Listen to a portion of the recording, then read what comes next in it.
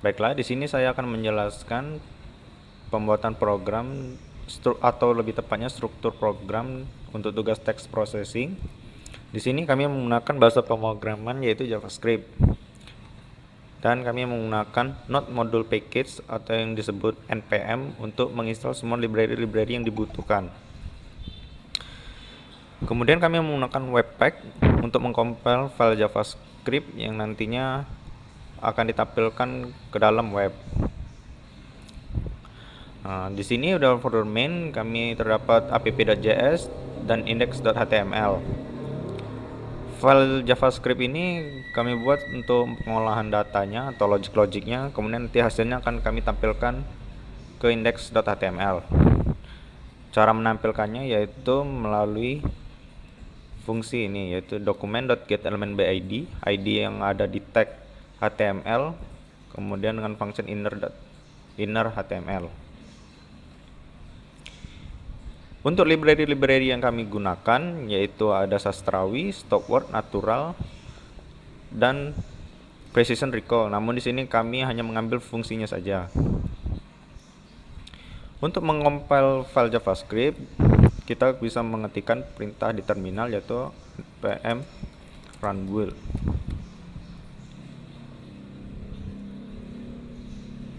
Setelah dikompil, kami menggunakan live server agar setiap ada perubahan dia otomatis langsung berubah di webnya. Kita cek, ini adalah localhost dari live server.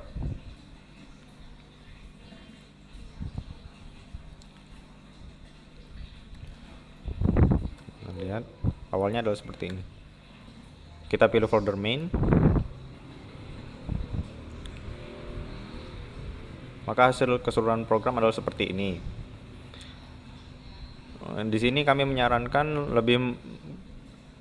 di sini kami menggunakan Google Chrome karena lebih kompatibel, sedangkan jika menggunakan Mozilla Firefox ada beberapa hasil yang tidak tampil. Untuk library tadi kami menggunakan yang pertama yaitu Sastrawi.js. Di sini Sastrawi kami gunakan sebagai proses stemming dan tokenisasi.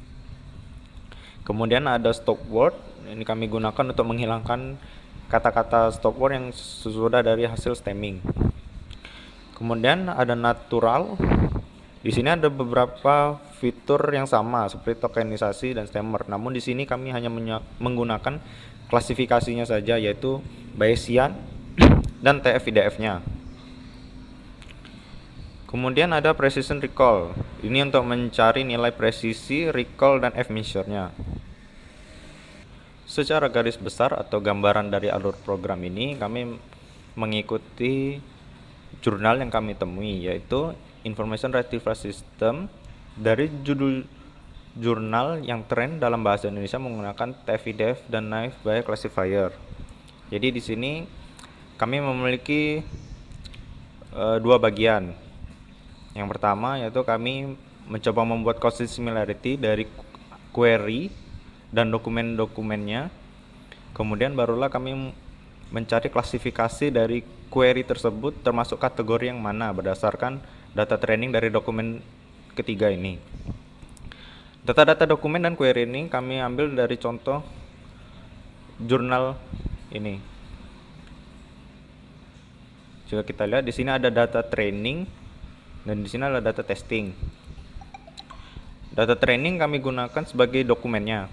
Di sini ada 5 judul. Untuk judul yang pertama kami gunakan sebagai dokumen 1, judul nomor 3 kami gunakan sebagai dokumen 2, dan judul 3 kami gunakan sebagai, atau judul yang terakhir kami gunakan sebagai dokumen yang ketiga. Kemudian data testing kami gunakan sebagai query-nya. Di sini ada 2, namun kami ambil yang terakhir sebagai query.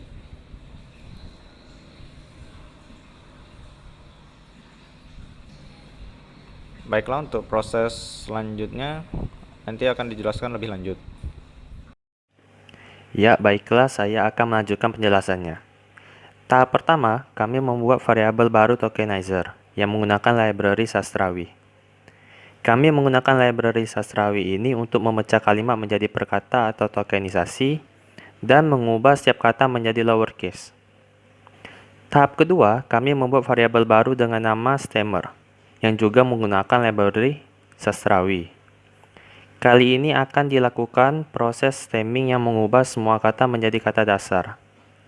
Kami mengambil data yang sudah didapat pada tahap pertama, yaitu tokenisasi, dan hasilnya ditampung dalam bentuk array.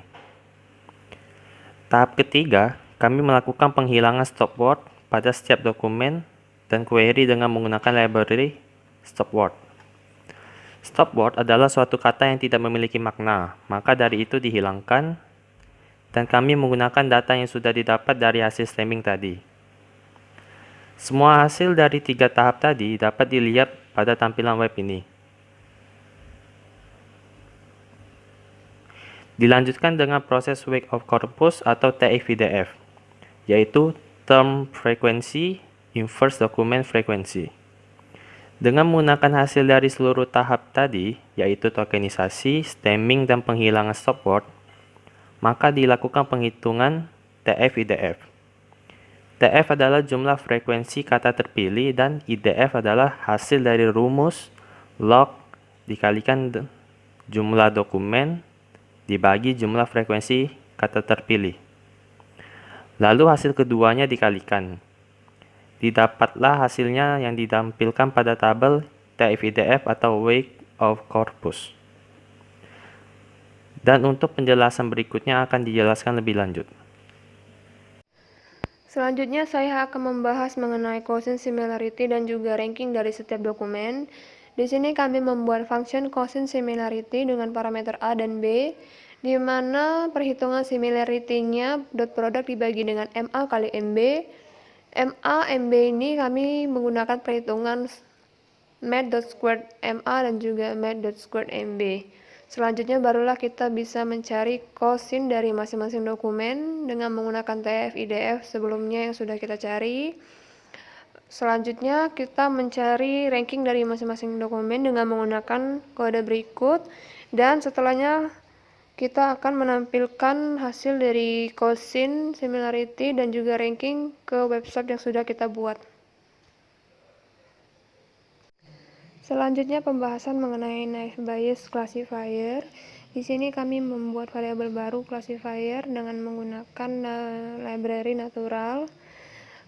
Masing-masing dokumen memiliki kategori, di mana dokumen 1 memiliki kategori sistem pakar, dokumen 2 memiliki kategori sistem pendukung keputusan, dokumen 3 memiliki kategori sistem pendukung keputusan. Di sini kami akan mencari kemiripan kategori dokumen dengan kategori query.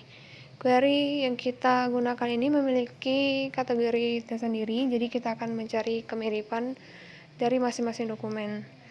Barulah selanjutnya kami tampilkan ke website. Selanjutnya pembahasan mengenai precision dan recall. Di sini kami membuat terlebih dahulu function precision recall dengan parameter relevant strings dan juga retrieve strings. Dan kami akan mencari dokumen 1 dengan membuat variabel baru relevan, dan juga dokumen yang didapatkan dokumen 2 dengan membuat variabel baru retrieve, yang variabel ini akan dimasukkan ke function precision recall yang sudah kita buat dengan membuat variabel baru sentences, yang selanjutnya akan kita tampilkan ke website. Kebetulan kode yang kami buat ini bisa langsung mendapatkan F-measure, jadi bisa dilihat langsung ke website. Sekian pembahasan kami dan juga hasil yang kami dapatkan.